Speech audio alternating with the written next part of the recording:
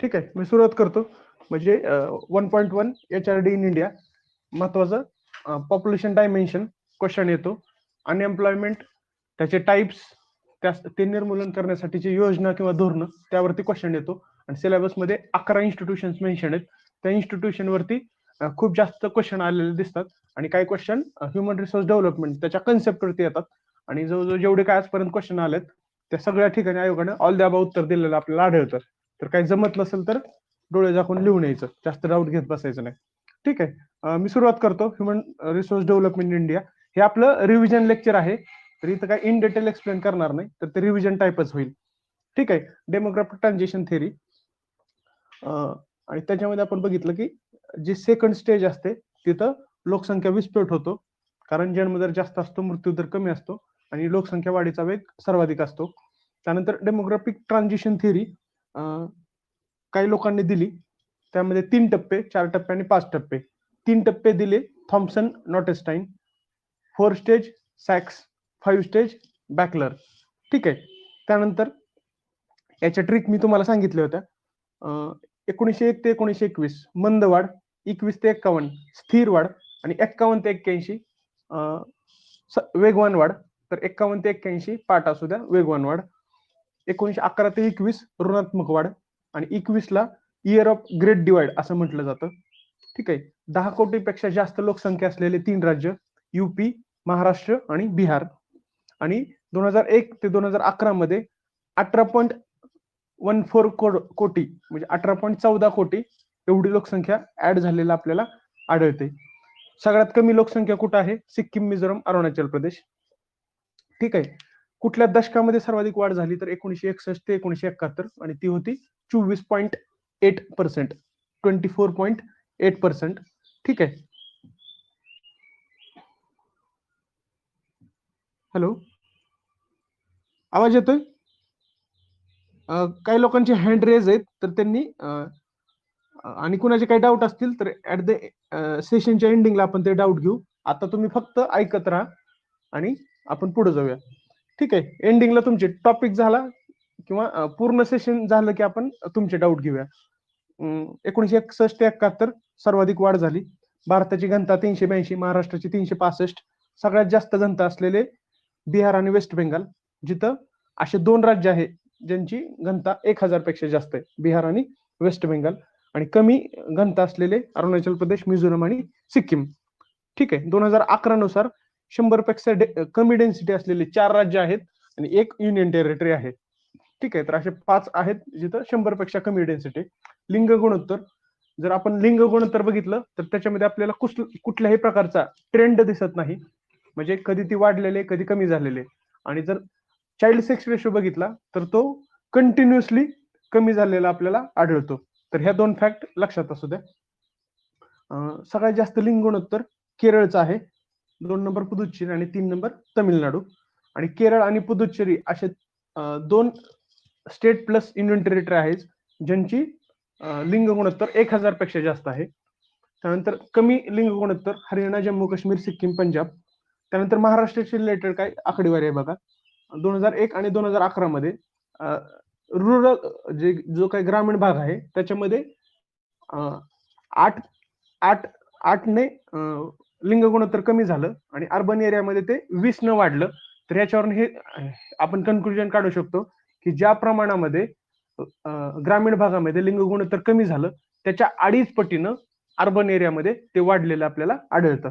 ठीक आहे, त्यानंतर बाल लिंग गुणोत्तर महाराष्ट्र 894 आणि इंडिया 919. ठीक आहे, हायेस्ट आहे अरुणाचल आणि सगळ्यात कमी आहे हरियाणा. त्यानंतर वय संरचना, ठीक आहे, 15 ते 59 सगळ्यात जास्त आहे आणि 60+ वाले सगळ्यात कमी असलेले आपल्याला आढळतात. ठीक आहे, नगर व्याख्या 1981 ला पहिल्यांदा नगराची डेफिनेशन दिली. मिनिमम 5000 लोकसंख्या किंवा 75% पुरुष बिगर कृषी व्यवसायामध्ये किंवा घनता 400 पेक्षा जास्त. ठीक आहे, चेक करा ते आणि आहे का किंवा आहे. मी तर ऑर लिहिलेलं आहे.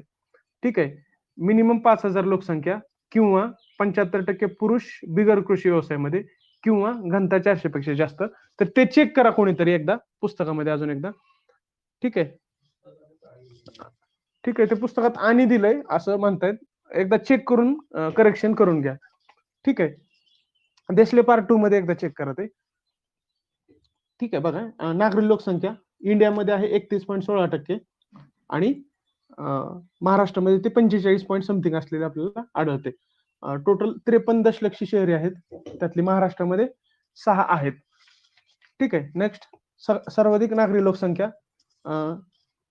GMT किलोमीटर गोवा, मिझोरम, तामिळनाडू, केरळ आणि महाराष्ट्र 45.22%.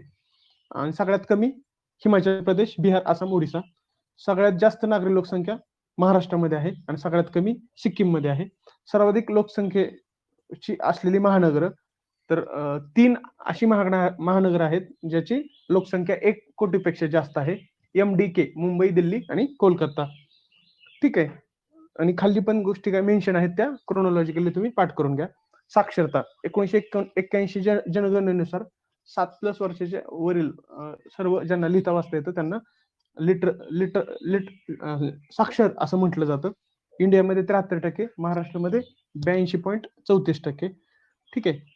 90% पेक्षा जास्त साक्षरता असलेले 3 लोक कलाम, माझे, केरळ, लक्षद्वीप, मिझोरम. महाराष्ट्राच्या बाबतीत बघूया काय आकडेवारी. अर्बन पॉप्युलेशन आहे 45.22%. सगळ्यात जास्त ठाणे आणि टोटल पॉप्युलेशन आहे ती आपली 11.24 करोड. ठीक आहे. 11.24 कोटी आणि ती किती आहे तर 9.28% आहे भारताच्या. त्यानंतर ठाण्यात सगळ्यात जास्त आहे, सिंधुदुर्ग, गडचिरोली कमी आहे आणि दशवार्षिकीय वाढ काही ठिकाणी निगेटिव्ह होती, तर ती मुंबई, रत्नागिरी आणि सिंधुदुर्ग आहेत. लिंग गुणोत्तर रत्ना आणि सिंधू सगळ्यात जास्त आहे. बाल लिंग गुणोत्तर गडचिरोली मॅक्झिमम, बीड सगळ्यात कमी. नागरीकरण मुंबई शहर, मुंबई उपनगर, ठाणे, नागपूर, पुणे. घनता गडचिरोलीची सर्वात कमी. ठीक आहे. आता पुढे जाऊया. इथं आपला लोकसंख्येचा टॉपिक संपतो. भारत सरकारने WHO मदतीनं कुटुंब नियोजन पद्धतीविषयी संशोधन करण्यासाठी डॉक्टर अब्राहम स्टोन यांची मदत घेतली होती. Doctor Abraham stone. नेक्स्ट आंतरराष्ट्रीय लोकसंख्या शिक्षण संस्था मुंबईला आहे. 1957 ला ती स्थापन झालेली आपल्याला आढळते. 1966 मध्ये कुटुंब नियोजन विभाग आला आणि त्याचं निशाण आहे, कुटुंब नियोजनाचं निशाण आहे उलटा ट्रायंगल रेड कलर मध्ये. ठीक आहे. भारतीय लोकसंख्या धोरण 1974 ला आंतरराष्ट्रीय लोकसंख्या वर्ष आलं. 1976 ला पहिल्यांदा आपण राष्ट्रीय लोकसंख्या धोरण ठरवलं. 1977 मध्ये नवीन लोकसंख्या धोरण आलं. ठीक आहे. तर 1976 मध्ये लग्नाचं वय मुलांसाठी 21 आणि मुलींसाठी 18 असं ठरवलं गेलं आणि मुलींच्या साक्षरतेमध्ये वाढ करणं याच्यासाठी प्रयत्न करावे असं 1976च्या लोकसंख्या धोरणामध्ये सांगितलं गेलं. आणि 1977 जे नवीन लोकसंख्या धोरण आलं त्याच्यामध्ये कुटुंब नियोजन शस्त्रक्रिया ही ऐच्छिक करण्यात आली, व्हॉलंटरी करण्यात आली. ठीक आहे. 1983 राष्ट्रीय आरोग्य धोरण सर्वांसाठी आरोग्य आणि 2000 पर्यंत निव्वळ जन्मदर 2.1 करणं. ओके. डॉक्टर MS स्वामीनाथन लोकसंख्या नियंत्रणासाठी अभ्यास दल 1994 ला अहवाल दिला. त्या आधारित 15 फेब्रुवारी 2000 ला राष्ट्रीय लोकसंख्या धोरण आलं. ओके. MS स्वामीनाथन 1994 अहवाल, 15 फेब्रुवारी 2000 राष्ट्रीय लोकसंख्या धोरण. राष्ट्रीय लोकसंख्या धोरण 2000 सगळ्यात जास्त भर याचा गुणात्मक बाजूवरती आहे आणि याच्यामध्ये जी काही उद्दिष्ट आहेत, सामाजिक उद्दिष्ट, ती आपल्याला 2010 पर्यंत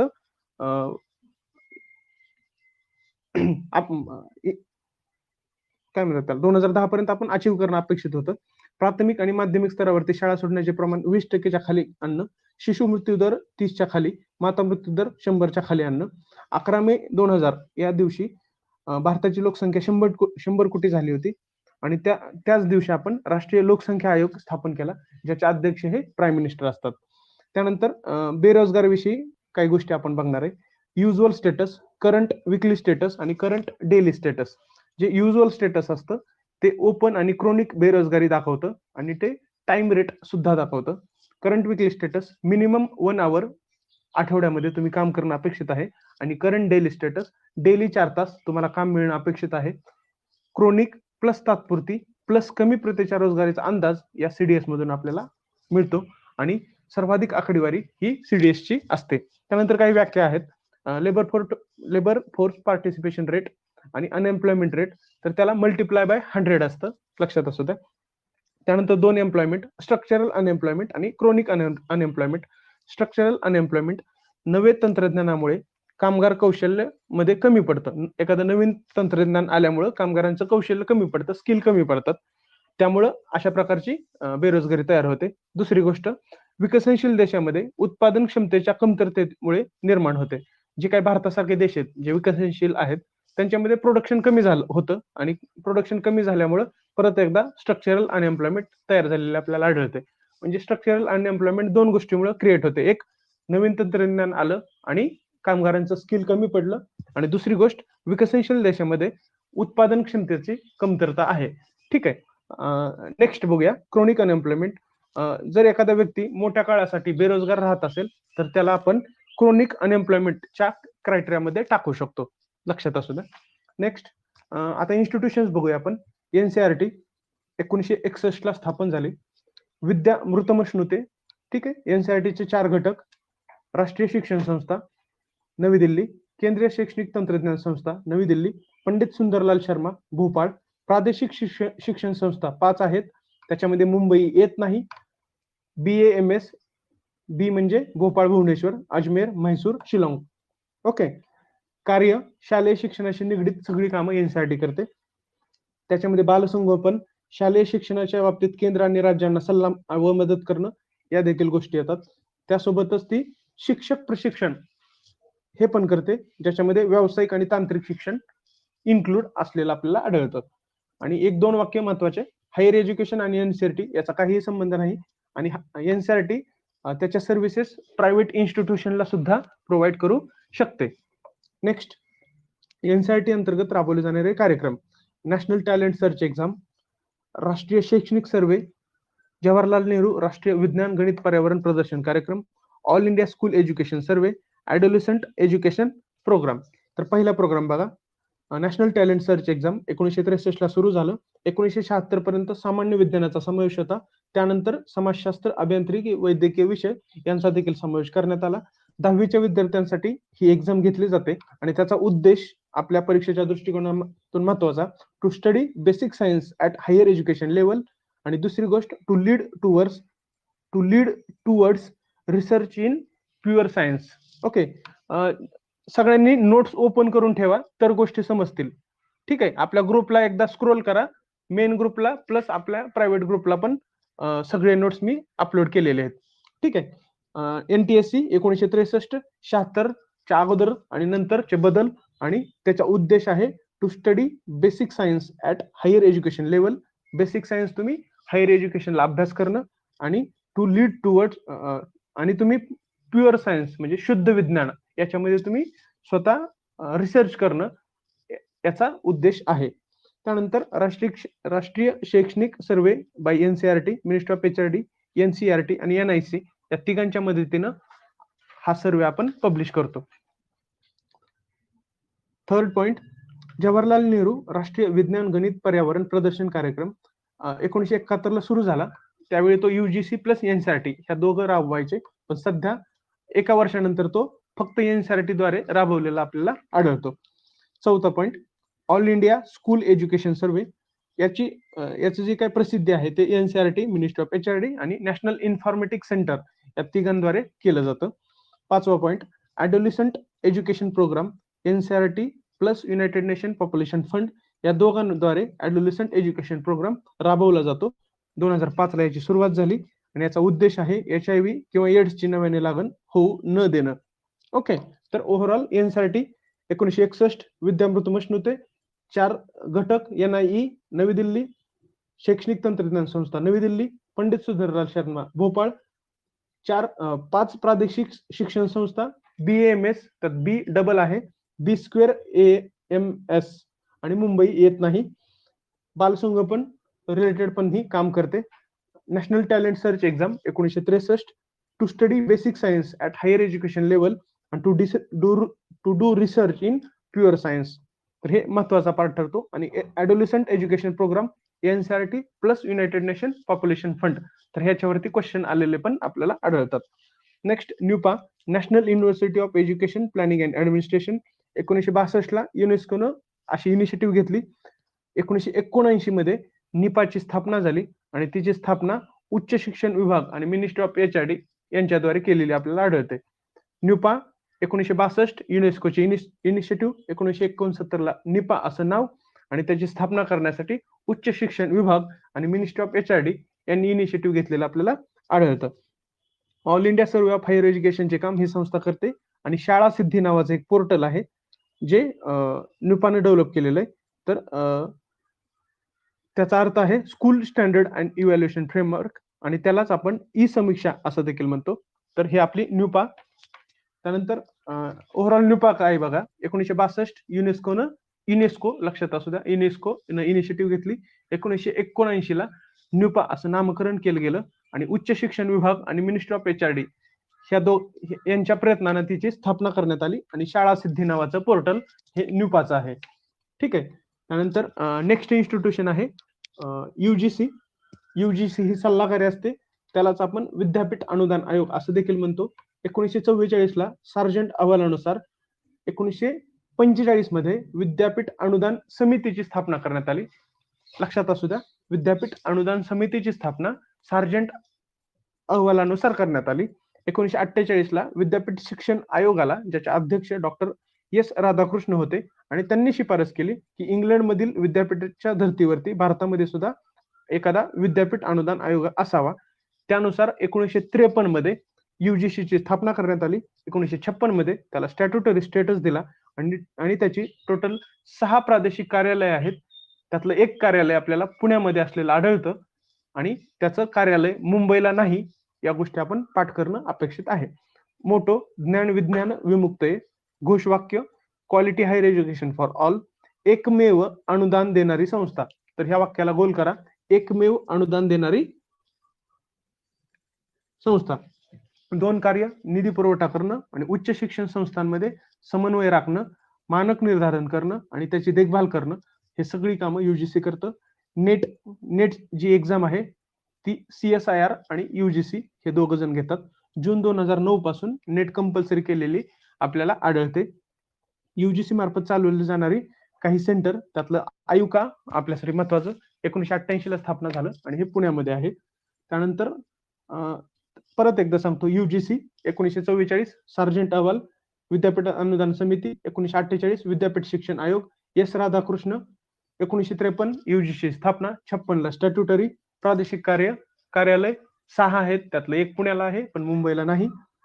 ज्ञान विज्ञान विमुक्तये, quality higher education for all आणि हायर एज्युकेशनच्या बाबतीत अनुदान देणारी एकमेव संस्था. नेट एक्झाम UGC आणि CSIR हे दोघं कंडक्ट करतात आणि जून 2009 पासून शिक्षकांना नेट कंपल्सरी केलेले आपल्याला आढळते. त्यानंतर आयुका 1988 ला स्थापना आणि ती पुण्यामध्ये आहे आणि ती UGC मार्फतच चालवली जाते. नेक्स्ट आहे नॅक. 1994 ला नॅकची स्थापना झाली, हेडक्वार्टर बेंगलोरला आहे. UGC ची ती स्वायत्त संस्था आहे. एकदा तपासणी केल्यानंतर दर 5 वर्षांनी ती तपासणी करते आणि संस्था स्थापन झाल्यापासून पहिल्या 3 वर्षामध्ये ती संस्था तपासणी करण्याचं काम ही नॅक करते. नॅशनल एज्युकेशन पॉलिसी 1986 नुसार नॅकची शिफारस करण्यात आली होती आणि हिची कामं ही स्वैच्छिक असतात. परत एकदा रिवाइज करतो, नॅक 1994 बेंगलोर, UGC ची स्वायत्त संस्था, एकदा तपासणीनंतर 5 वर्षांनी, संस्था स्थापन झाल्यानंतर पहिल्या 3 वर्षात, नॅशनल एज्युकेशन पॉलिसी 1986 नुसार तिची शिफारस आणि ती स्वैच्छिकपणे काम करतं. नॅशनल इन्स्टिट्यूट रँकिंग फ्रेमवर्क 2015 चा आहे, UGC च्या अंतर्गत येतं. तर त्याची लक्षात असू द्या, national institute for ranking framework NIRF 2015 ला सुरू झालं. UGC च्या अंतर्गत 2020 नुसार IIT मद्रास टॉपर आहे. ठीक आहे. नेक्स्ट, इन्स्टिट्यूट ऑफ इमिनन्स 2017 ला सुरू झालं. याच्या अंतर्गत सरकारी संस्थांना 1000 कोटी रुपये दिले जाणार आहेत आणि याच्यासाठी कमिटी होती, त्याचे अध्यक्ष होते N गोपालस्वामी. ते माजी चीफ इलेक्शन कमिशनर म्हणून त्यांनी काम केलेलं आहे. ओके, इथपर्यंत ओके. केंद्रीय विद्यापीठ ऍक्ट आहे 2009 चा. ठीक आहे.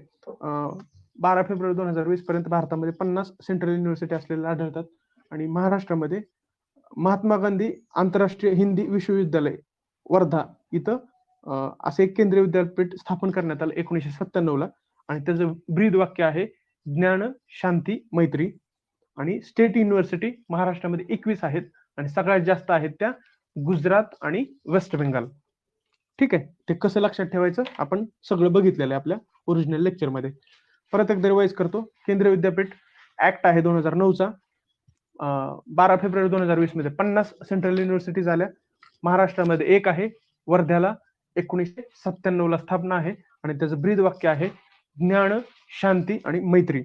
आणि स्टेट युनिव्हर्सिटी महाराष्ट्रामध्ये 21 आहेत आणि सगळ्यात जास्त 25 असलेल्या गुजरात आणि वेस्ट बेंगाल मध्ये आपल्याला आढळतं. नेक्स्ट ओपन युनिव्हर्सिटी, जगातील पहिलं मुक्त विद्यापीठ लंडन इथं आलं. भारतामध्येही असं ओपन विद्यापीठ यावं म्हणून 1975 ला पार्थसारथी समिती आणि 1983 मध्ये शहा समितीची स्थापना करण्यात आली. 1+13 अशा ओपन युनिव्हर्सिटी आहेत. डिस्टन्स एज्युकेशन काउन्सिल बरखास्त करून त्याच्या जागी आता डिस्टन्स एज्युकेशन ब्युरो आलं. ठीक आहे, आणि अभ्यासक्रमांचं मुक्त आणि दुरुस्त शिक्षण अभ्यासक्रमाचे नियमन करण्याचं काम युजीसी करतं.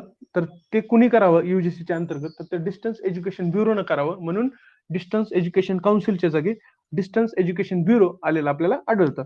तर पहिली ओपन युनिव्हर्सिटी आली ती doctor Babasaheb Ambedkar open university Hyderabad Telangana.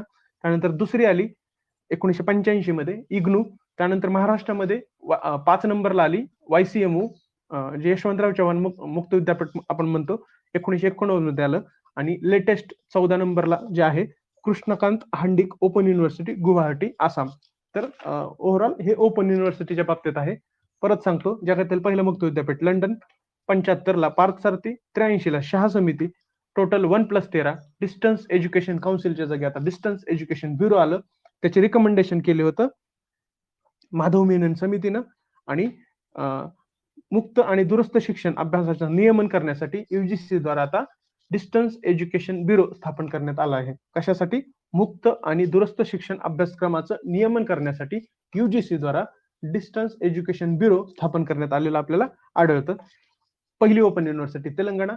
2 number IGNOU 1985, महाराष्ट्रामध्ये YCMU 1989 आणि लेटेस्ट आहे कृष्णकांत हँडिक गुवाहाटी. नेक्स्ट इग्नू. ठीक आहे, नेक्स्ट टॉपिक आहे इग्नू.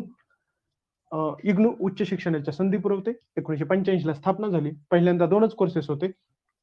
सॅकोडिल नावाचं एक सेक्रेटरीएट आहे आणि पहिलं प्रादेशिक मुख्यालय तिरुअनंतपुरमला आलेलं आपल्याला आढळतं. ठीक आहे, त्याच्या अंतर्गत काही कार्यक्रम आहेत. डिस्टन्स एज्युकेशन प्रोग्राम सर्व शिक्षा अभियान 1 जुलै 2003 ला सुरू झाला. याच्या अंतर्गत शिक्षकांना प्रशिक्षण दिलं जातं. National centre for disability study 2006, Gyandhara आणि ज्ञानदर्शन. ज्ञानधारा इंटरनेटद्वारा स्टुडंटची काउन्सिलिंग करणं आणि ज्ञानदर्शन टीव्ही चॅनलच्या माध्यमातून मुलांना ज्ञान देणं. परत एकदा रिवाइज करतो. इग्नू 1985, 1987 ला 2 कोर्सेस लॉन्च करण्यात आले. सॅकोडिल त्याचं सेक्रेटरी आहे. पहिलं प्रादेशिक मुख्यालय आलं. पहिलं प्रादेशिक मुख्यालय तिरुअनंतपुरम आणि त्याचे कार्यक्रम distance education programme, national centre for disability studies, Gyandhara आणि Gyandarshan. Okay, next topic YCMU. 1956च्या युजीसीचा जो ऍक्ट होता त्याच्यातील कलम 12B नुसार स्टेट ओपन युनिव्हर्सिटी स्थापन करण्यात याव्या असं सांगण्यात आलं. त्याला अनुसरून 1 जुलै 1989 मध्ये YCMU ची स्थापना करण्यात आली. त्याचं हेडक्वार्टर आहे नाशिकमध्ये. ज्ञानगंगा घरोघरी. शैक्षणिक वर्ष 1 ऑगस्ट ते 31 जुलै. देशातील 5वं ओपन युनिव्हर्सिटी. त्याचं कार्यक्षेत्र हे जगभर असलेलं आपल्याला आढळतं. 2002 मध्ये COL Canada award for excellence for institutional achievement असा अवॉर्ड आपल्या YCMU ला मिळालेला आपल्याला आढळतो. आरोग्य मित्र आणि यशवाणी. आरोग्य मित्र for human development mission and for national rural health mission आणि यशवाणी रेडिओ चॅनल सप्टेंबर 2012 मध्ये सुरू झालं. परत एकदा YCMU 1956चा ऍक्ट कलम 12B नुसार स्टेट युनिव्हर्सिटी असावी. 1989 1 जुलै 1989 ला YCMU ची स्थापना करण्यात आली. हेडक्वार्टर नाशिक. ज्ञानगंगा घरोघरी. शैक्षणिक वर्ष 1 ऑगस्ट 31 जुलै. देशातलं 5वं ओपन युनिव्हर्सिटी आणि कार्यक्षेत्र त्याचं आहे ते जगभर आहे. आरोग्य मित्र आणि यशवाणी हे त्याचे महत्वाचे कार्यक्रम. AICTE तांत्रिक अभ्यासक्रमाचं नियमन करण्यासाठी. नेक्स्ट इन्स्टिट्यूशन आहे AICTE, जी तांत्रिक अभ्यासक्रमाचं नियमन करते. योग कर्मसु कौशल्यम 1945 ला सर्जन शिफारशीनुसार स्थापना करण्यात आली. 1987 ला तिला वैधानिक दर्जा देण्यात आला. त्यासाठी AICTE कायदा संमत करण्यात आला आणि असं त्याला वैधानिक दर्जा द्यावा असं नॅशनल एज्युकेशन पॉलिसी 1986 मध्ये म्हटलं गेलं होतं. त्याला अनुसरून आपण AICTE ऍक्ट 1987 बनवला आणि त्याला स्टॅट्युटरी स्टेटस दिला. त्याचं कार्य नवीन तंत्रज्ञान संस्था स्थापन करण्याबाबत मान्यता देणं. निधी पुरवत नाही, लक्षात असू द्या. एआयसीटी ही निधी पुरवत नाही, पण प्रायोरिटी एरियाजला पुरवू शकते. ठीक आहे. एआयसीटी ऍक्ट 1987 1988 पासून पुढच्या 5 वर्षासाठी त्याचे अध्यक्ष HRD मिनिस्टर असतील. आणि एआयसीटीच्या महत्वाच्या 5 योजना: प्रगती, सक्षम, स्वयं, प्रेरणा आणि समृद्धी. तर एआयसीटी बघा, परत एकदा रिवाइज करतो. एआयसीटी योग कर्मस्य कौशल्यम 1945 सार्जन शिफारस 87 स्टॅट्युटरी स्टेटस आणि त्याचं कार्य नवीन तंत्रज्ञान संस्था स्थापन करण्यात मान्यता देणं, निधी पुरवत नाही पण प्रायोरिटी एरियाजला पुरवू शकते. एआयसीटी ऍक्ट 1987 आणि 1988 पासून पुढच्या 5 वर्षासाठी HRD मिनिस्टर हे त्याचे अध्यक्ष असतील. योजना बघा, प्रगती, तांत्रिक शिक्षणांना मुलींना तांत्रिक शिक्षण देऊन त्यांची प्रगती करायची. अपंग मुलांना तांत्रिक शिक्षण देऊन त्यांना सक्षम बनवायचं. Swayam, study webs of active learning for young aspiring mind आणि त्याचे तत्व ऍक्सेस, इक्विटी, क्वालिटी. प्रेरणा, SC/ST ज्या पदवीधर शिक्षणासाठी गेट, जीपॅट, कॅट, जीमॅट, GRE याच्यासाठी सहाय्य करायचं. म्हणजे जे SC/ST कॅटेगरीमध्ये आहेत त्यांना पदव्युत्तर शिक्षणासाठी प्रेरणा द्यायची. आणि SC/ST स्टुडंटना स्टार्टअप सेट करण्यासाठी जी योजना आहे त्याचं नाव आहे समृद्धी. परत एकदा रिवाइज करतो. तांत्रिक शिक्षणात मुलींचा सहभाग वाढावा, तांत्रिक शिक्षणात मुलींची प्रगती करायची, अपंग विद्यार्थ्यांना तांत्रिक शिक्षण देऊन सक्षम बनवायचं. स्वयं नावाचं वेब पोर्टल आहे. प्रेरणा, SC/ST लोकांना पदव्युत्तर शिक्षण घेण्यासाठी प्रेरणा द्यायची. आणि SC/ST लोकांनी जर स्टार्टअप तयार केलं तर त्यांची नक्की समृद्धी होईल. Next, national bureau of accreditation स्थापना एआयसीटीच्या पुढाकारानं करण्यात आली. 1994 एआयसीटी अंतर्गत 2010 ला स्वायत्त दर्जा दिला. 2014 मध्ये वॉशिंग्टन कराराचे पूर्ण सदस्यत्व त्याला मिळाले. आणि तांत्रिक शिक्षणाचं मूल्यांकन करण्याचं काम ही NBA करतं. तर ह्या तांत्रिक शिक्षणामध्ये काय येतं? Engineering and technology, management, architecture, pharmacy and hospitality. लक्षात असू द्या, नॅशनल ब्युरो ऑफ ॲक्रेडिटेशन एआयसीटीच्या पुढाकारानं स्थापना 1994 ला एआयसीटीच्या अंतर्गत स्थापना करण्यात आली. 2010 मध्ये ती स्वायत्त झाली. 2014 मध्ये वॉशिंग्टन कराराचे त्याला पूर्ण सदस्यत्व मिळालं. आणि तांत्रिक शिक्षणाचं मूल्यांकन करण्याचं काम नॅशनल ब्युरो ऑफ ॲक्रेडिटेशन करतं. ठीक आहे. नेक्स्ट, एआयसीटी काही परीक्षा घेतं, सिमॅट आणि जीमॅट. तर त्याचा long form CMAT common management admission test, GPAT graduate pharmacy aptitude test. Next topic आहे एनसीटी. एनसीटीचं हेडक्वार्टर आहे नवी दिल्ली आणि रिजनल समिती आहेत बेंगलोर, भोपाल, भुवनेश्वर, जयपूर. ओके. 1973 मध्ये केंद्र आणि राज्यांना सल्ला देण्यासाठी एक सल्लागारी मंडळ म्हणून एनसीटीची स्थापना करण्यात आली. गुरुगुरुत्व धाम असं त्याचं ब्रीदवाक्य आहे. 1993च्या शिक्षण परिषद कायद्यानुसार त्याला वैधानिक दर्जा देण्यात आला. 1995 ला एनसीटीची स्थापना करण्यात आली. म्हणजे ही अशी संस्था आहे जिला आधी स्टॅट्युटरी स्टेटस मिळाला आणि नंतर ती स्थापन झाली. कार्य अध्यापक शिक्षण महाविद्यालयांना मान्यता देण्यासाठी. म्हणजे काय, आपले जे अध्यापक शिक्षण महाविद्यालय असतात त्यांना मान्यता देण्याचं काम ही एनसीटी करते. परत एकदा, एनसीटी 1973 मध्ये केंद्र राज्यांना सल्ला देण्यासाठी सल्लागारी मंडळ असावं म्हणून एनसीटी बद्दल पहिल्यांदा बोललं गेलं. 1993च्या कायद्यानुसार त्याला वैधानिक दर्जा मिळाला आणि 1995 नुसार ते स्थापन करण्यात आलं. आणि त्याचं कार्य आहे अध्यापक शिक्षक महाविद्यालयांना मान्यता देणं. त्यानंतर हे की higher education commission of India, भारतीय उच्च शिक्षण आयोग, UGC plus AICTE plus NAAC या सर्वांना एकत्रित करून higher education commission of India स्थापन करण्यात येणार आहे. नेक्स्ट टॉपिक आहे NCVT. 1956 ला स्थापन करण्यात आलं. त्याचे अध्यक्ष केंद्रीय कामगार मंत्री होते इनिशियली, पण सध्या ते ministry of skill development and entrepreneurship यांच्याकडे हस्तांतरित केलेलं आपल्याला आढळतं. नेक्स्ट टॉपिक आहे ITI. Ministry of skill development एंटरप्रेन्योरशिपच्या अंतर्गत येतं. 14 वर्ष किंवा त्यापेक्षा जास्त वयाची मुलं याच्यामध्ये भाग घेऊ शकतात. राज्य सरकारकडे प्रशासन व मालकी याचा ITI असते. आणि 1995 पासून महाराष्ट्रामध्ये प्रत्येक तालुक्यामध्ये एक ITI स्थापन करण्याची तरतूद करण्यात आलेली आढळते. IMC. नेक्स्ट टॉपिक आहे IMC, इन्स्टिट्यूट मॅनेजमेंट कमिटी. उद्योग क्षेत्राचा ITI मध्ये सहभाग वाढवणे, अध्यक्ष नेमणूक राज्य सरकारद्वारे. IMC ने संबंधित ITIच्या विकासासाठी प्रयत्न करणं तसंच वित्त पुरवणं अपेक्षित असतं. त्यानंतर महत्वाच्या काही डेट्स. आंतरराष्ट्रीय लोकसंख्या दिवस 11 जुलै. 11 जुलै 1987 ला आपली लोकसंख्या 500 कोटी झाली. लक्षात असू द्या, 1987 ला 500 कोटी झाली, पण 1989 ला 11 जुलै हा दिवस आंतरराष्ट्रीय लोकसंख्या दिन म्हणून आपण घोषित केला. ठीक आहे. तर ओव्हरऑल ही आपल्या टॉपिकची थिअरी झाली. त्याच्यावरचे काय क्वेश्चन्स, ह्युमन कॅपिटल आणि human resource development. Human capital is integral part of the human resource development, हे वाक्य लक्षात असू द्या. ह्युमन कॅपिटल यामध्ये कामगाराचं ज्ञान, शिक्षण, प्रशिक्षण, कौशल्य, विशेष ज्ञान आणि हेल्थ ह्या गोष्टींचा समावेश होतो. लोकसंख्या विस्फोट आपण बघितलं दुसऱ्या स्टेपमध्ये. भारतातील लोकसंख्या संदर्भात फायदा का झाला? जन्मदरात घट झाली, सरासरी आयुर्मान सुधारणा झाली आणि दारिद्र्य स्तर घट याचा आणि लोकसंख्या संदर्भात होणारा फायदा याचा काहीही संबंध नाही. कार्यकारी वयोगटाचे लोकसंख्येतील प्रमाण वाढेल जेव्हा जन्मदर घटता राहील. लोकसंख्या जास्त वाढते तेव्हा नैसर्गिक आपत्तीद्वारा ती कमी केली जाते आणि त्यात दोन प्रकार येतात, पॉझिटिव्ह चेक आणि प्रिव्हेंटिव्ह चेक.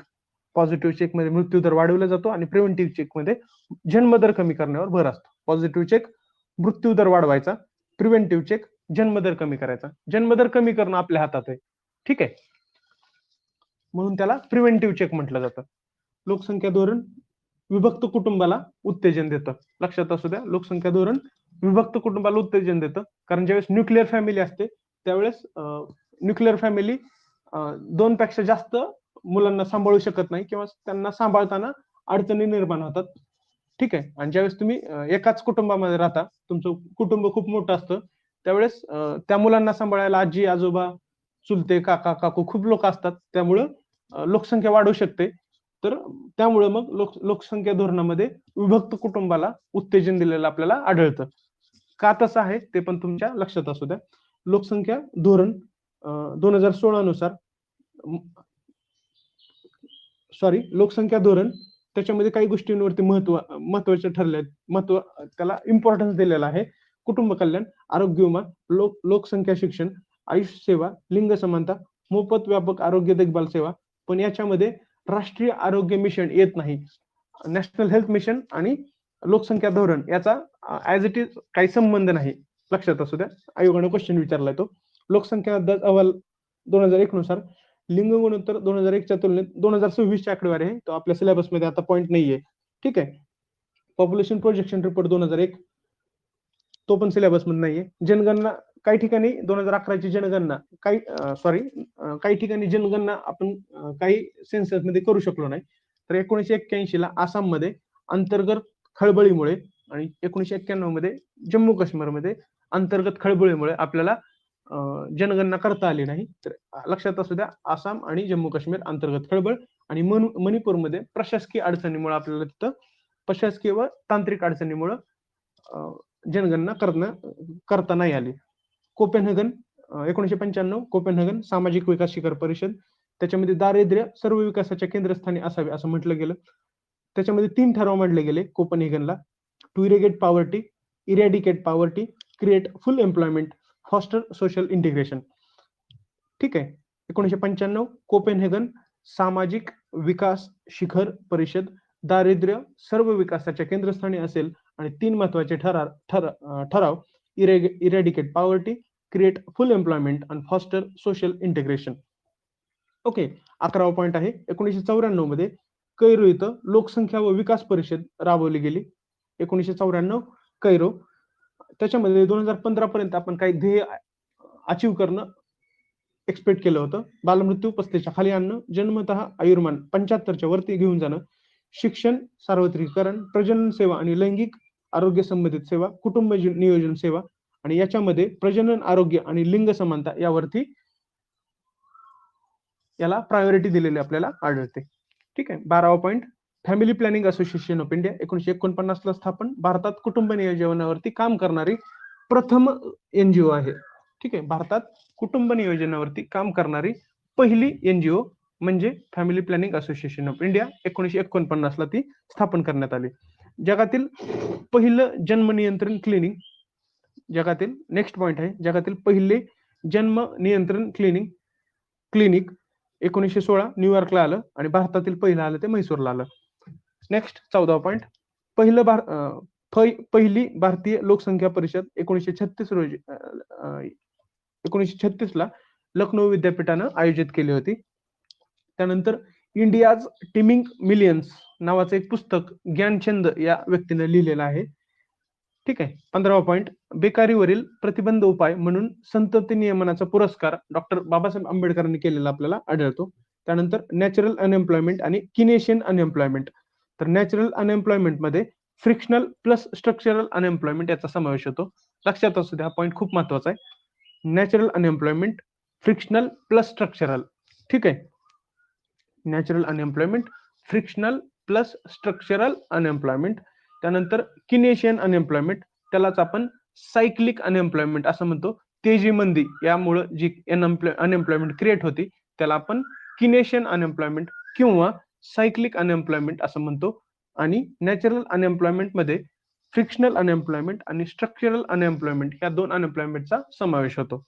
नेक्स्ट पॉईंट 16वा, अनैच्छिक बेकारी, पात्रता व क्षमतेनुसार काम न मिळणं आणि प्रचलित वेतनावरती काम न मिळणं यालाच आपण अनैच्छिक बेकारी असं म्हणतो.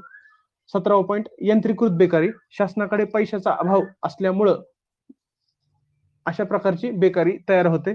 संरचनात्मक बेकारी ही दीर्घकालीन असते आणि नागरी बेकारी ही नवीन तंत्रज्ञानामुळे तयार होते. लक्षात असू द्या, यंत्रीकृत बेकारी शासनाकडे पैशाचा अभाव असल्यामुळे तयार होते. आयोगाचं वाक्य आहे हे. संरचनात्मक बेकारी दीर्घकालीन असते, स्ट्रक्चरल अनएम्प्लॉयमेंट दीर्घकालीन असते आणि नागरी बेकारी ही नवीन तंत्रज्ञानामुळे तयार होते. ठीक आहे.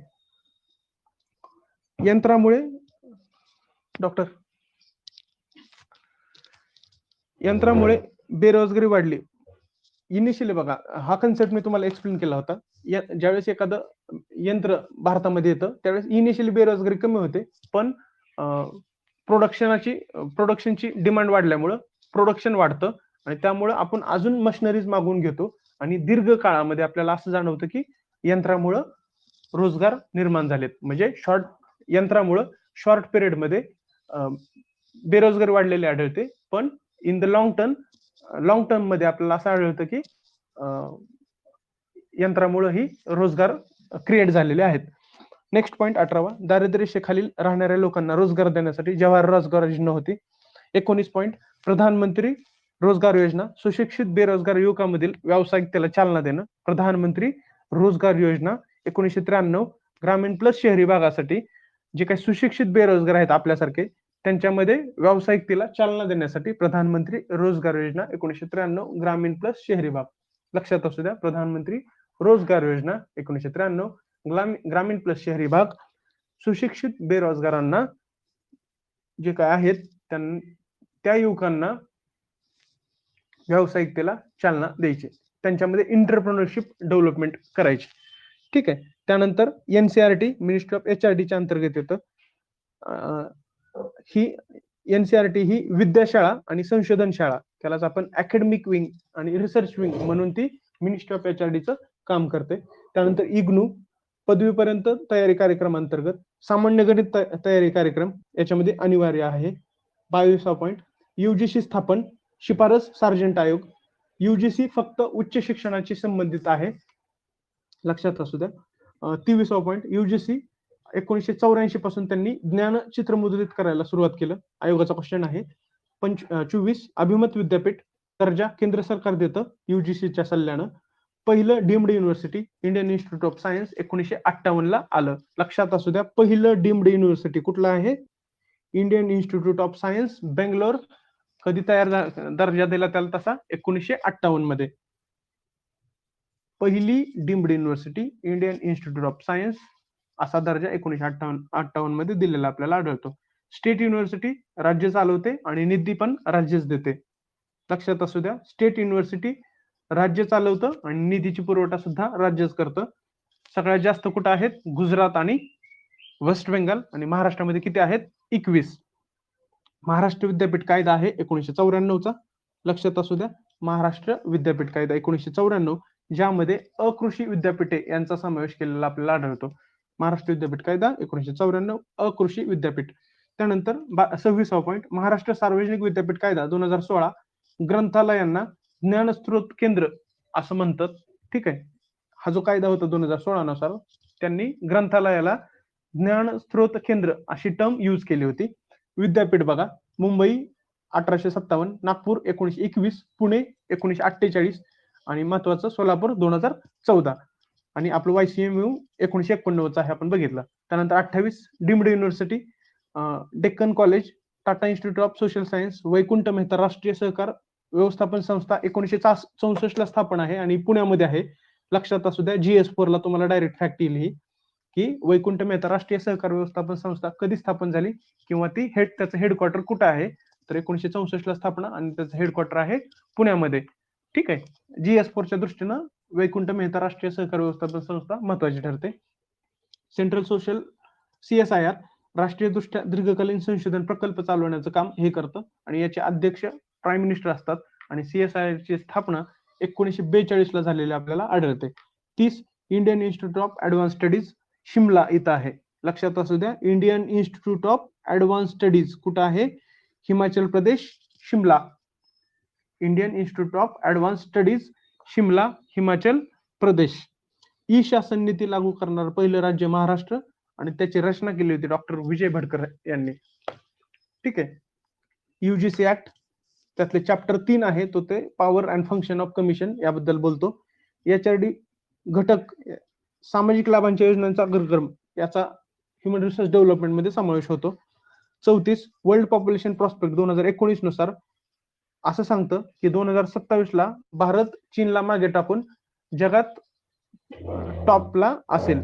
ठीक आहे. 2027 ला लोकसंख्येच्या बाबतीत भारत 1 नंबर असेल.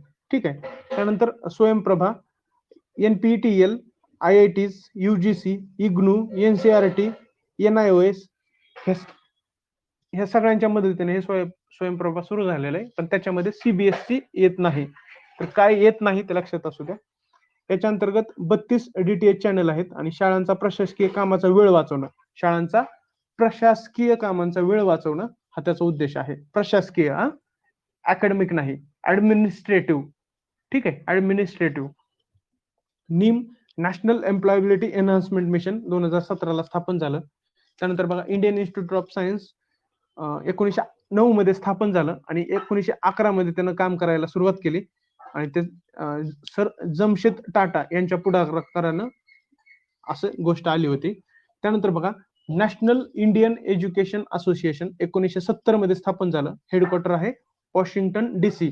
National Indian education association, national Indian education association 1970, Washington DC. आणि याचा उद्देश आहे American Indian, Alaska native, native Hawaiians यांना एज्युकेशन अपॉर्च्युनिटीज पुरवणं.